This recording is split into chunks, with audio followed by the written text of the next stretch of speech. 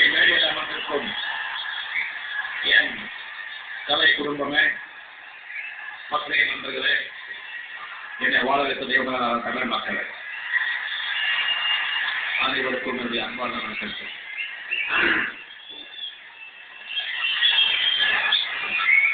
இது ரொம்ப ஒரு வித்தியாசமான ஒரு விழா சொல்ல முடியாது, ஒரு சந்திப்பு.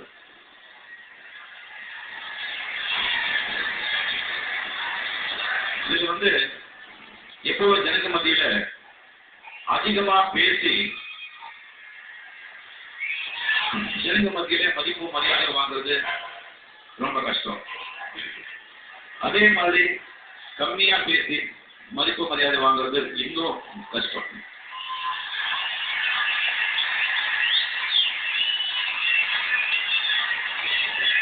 இப்ப இங்க நடந்திருக்கிற சம்பவம் மனசுக்கு ரொம்ப வேதனையா இருக்கு, ரொம்ப கஷ்டமா இருக்கு. அது நம்ம கண்ணாடி வந்த விஷயங்கள் எல்லாம் நான் கடுமையா கண்டிக்கிறேன். அது மனசு ரொம்ப வேதனைப்படுறேன். நம்ம நாடு எங்க போயிட்டு இருக்கு, எந்த நடந்துட்டு இருக்கு? கவர்மெண்ட் இருக்கா, சுப்ரீம் கோர்ட் இருக்கா? என்ன எது சொன்னா ஜனங்க கேட்கிறாங்க, யாரு சொன்னா கேட்கிறாங்க அப்படின்னு ஒண்ணுமே தெரிய மாட்டேங்குது. ஒரு நிலம், ஒரு கிரவுண்ட், ஒரு நிலம் சொன்னா கூட அது நம்ம சொந்தம் சொன்னா ஒருத்தர் உட்காராங்கன்னா இவனுக்கு பட்டா ஐடியா அதுல பட்டா ரிஜிஸ்டர் ஆஃபீஸுக்கு போனா அது கரெக்டா இருந்தா அங்க இருக்கிற போலீஸை ரிஜிஸ்டரா ஒழிச்சிருவான். போட அவங்க இடம் அப்படின்னு. இது எத்தனை ஆண்டுகள் சொன்னாலும் இந்த ஒகேனக்கல் வர தண்ணியை பாதி இது கர்நாடகா, இது தமிழ்நாடு பிரிச்சு அந்த தமிழ்நாடு இருக்கிற தண்ணி பகுதியில நாம எடுத்துக்கிறோம் ஒரு திட்டம் போட்டா அது எடுக்கக்கூடாதுன்னு சொன்னா உடைக்க வேண்டாம்.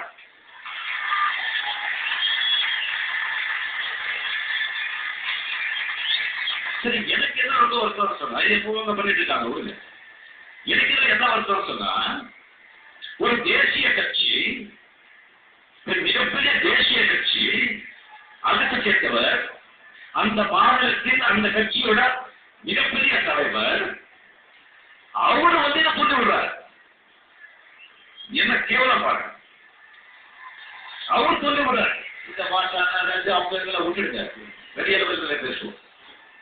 அவரு அதை தூண்டி விடுறாரு. எதுக்கு? எலெக்ஷன். அந்த தேசிய கட்சி சேர்ந்து இருக்கவங்க, இங்க இருக்கிறவங்க, இந்தியாவில் இருக்கிறவங்க சும்மா இருக்காங்க. நான் மதிக்கிற ஒரு மிகப்பெரிய அரசியல்வாதி பாம்பேல இருந்து இப்ப போயிட்டு இந்த பிரச்சனையை தூண்டு வச்சு இந்த அந்த வைரஸ் காரணமே தலைவர் சொல்றாங்க. என்ன கேவலம் இது? என்ன ஜனங்க அவ்வளவு குற்றாலங்களா? கர்நாடகாவுக்கு தமிழ்நாடு எங்கேயாவது அது எந்த சில எலெக்ஷன் ஏதாவது உண்மையை பேசுங்க, சத்தியம் பேசுங்க, இல்லாம பேசுங்க. இங்க போனோம் நம்ம பாப்பா தெய்வம் நீங்களா தெரியாதா?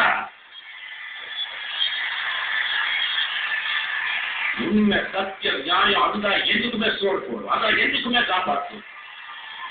சும்மா இப்ப எலெக்ஷனுக்காக இல்லை, எல்லாரும் நல்லா இருக்காங்க. நான் மதிப்புடைய தேவகர் அவர்களுக்கும், குமாரசாமி அவர்களுக்கும், சர்வசிங் அவர்களுக்கும், கல்கி அவர்களுக்கும், எடியூரப்பா அவர்களுக்கும், அனந்தமூர்த்தி அவர்களுக்கும், சித்தராமி அவர்களுக்கும் கேட்கிற எலெக்ஷனுக்காக ஆட்டம் போடாது. இது மறுபடியும் வளரக்கூடாதுங்க. காலேஜ் மாதிரி 10 வருஷம் ஆச்சு, 8 வருஷம் போட்டாங்க இந்தியன் கவர்மெண்ட் கொஞ்சம் அறிவோட செய்யப்படுகிறது. அண்ட் இங்க கூட நான் கலைஞர்களுக்கு வேண்டுகோள் எல்லாருக்குமே இந்த விஷயம் இப்ப டிகிரியிலேயே தடுப்பணாயிடுச்சு. நகர்த்தாலேயே கிளி விடுறாங்க, இல்லைன்னா படலையாள பண்ண முடியாது. காலேஜ் சத்திட்டு இருக்காங்க. இது இப்ப இதை விட பெரிய இஷ்யூ